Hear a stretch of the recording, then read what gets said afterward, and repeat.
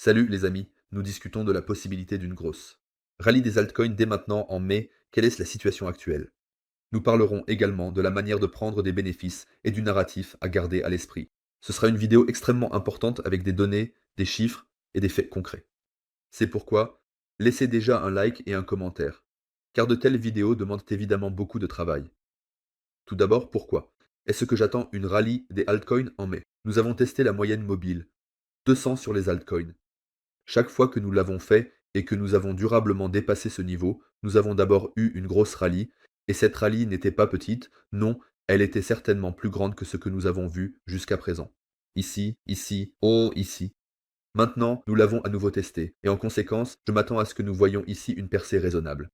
Dans le passé, nous l'avons également vu assez souvent, et chaque fois après avoir testé cette zone, nous avons fortement percé. Cela devient vraiment dangereux si nous la franchissons durablement. Ensuite, nous avons généralement glissé dans un marché baissier. Nous avons pu maintenir cette zone. En conséquence, je m'attends ici, d'un point de vue technique et structurel, à ce que nous puissions continuer à monter dans les prochaines semaines. L'année dernière, nous avions déjà vu de petites saisons d'altcoin chaque fois que nous étions dans la zone surchauffée du RSI. Et actuellement, nous voyons aussi avec les altcoins que nous sommes dans un croisement haussier. Et ici, nous pourrions maintenant nous construire lentement et également entrer dans la zone surchauffée. Cela signifie, ce serait alors aussi le moment où les altcoins augmenteraient. Bien sûr, nous entrons alors lentement dans cette zone surchauffée, à l'intérieur. Et en conséquence, les altcoins suivraient et les altcoins performeraient.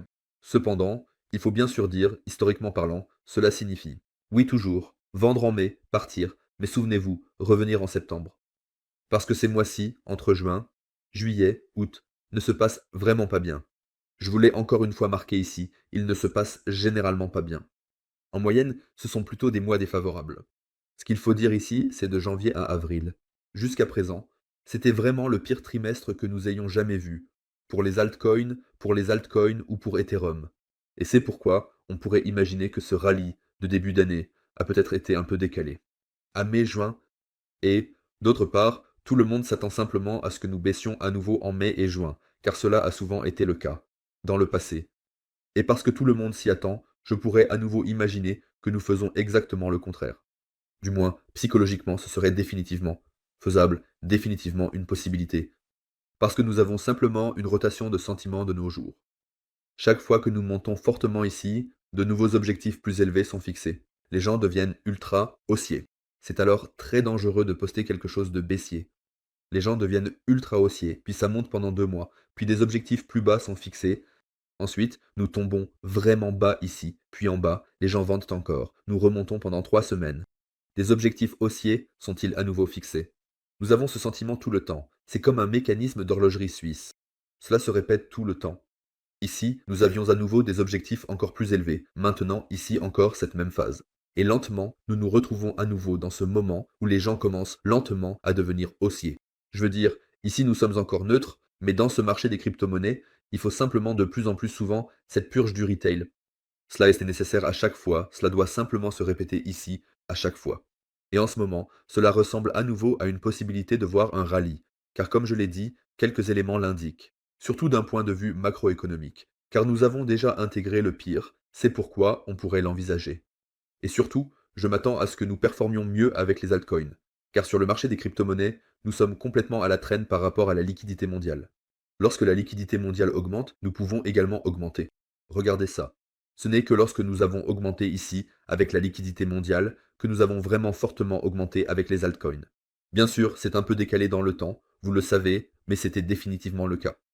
Et lorsque nous avions de moins en moins de liquidité sur les marchés, les altcoins ont également vraiment chuté.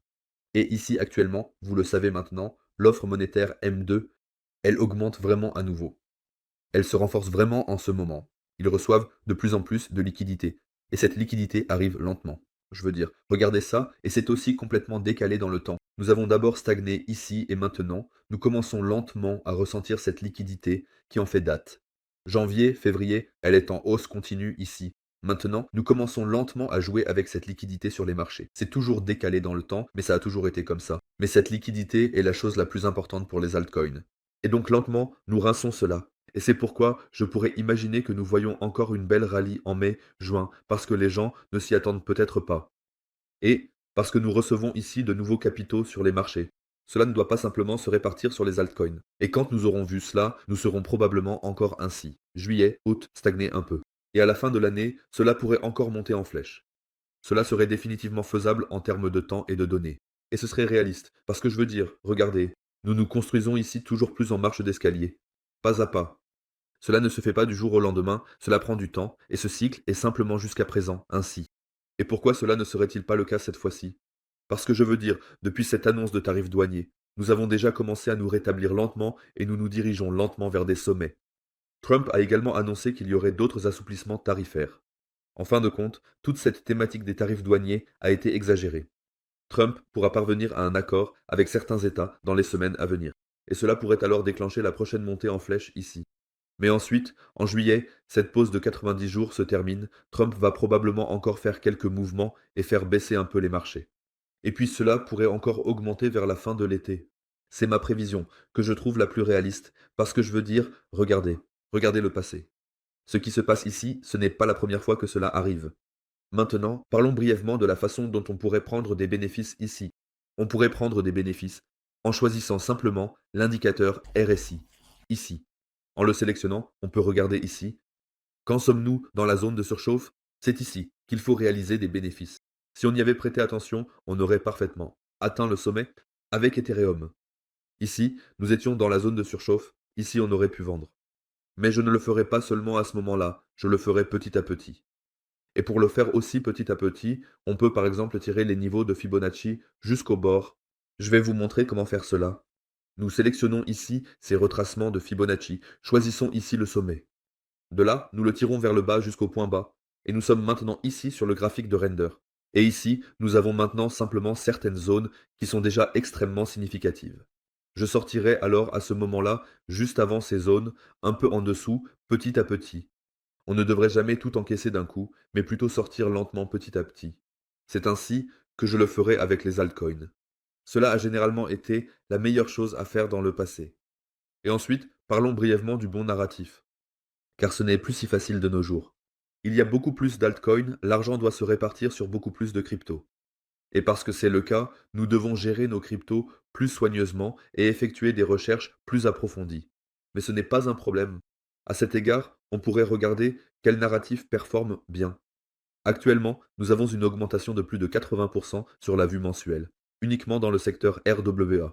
Et c'est toujours un signe que cela pourrait être un secteur qui pourrait très bien performer dans un avenir proche. Et peut-être aussi oui.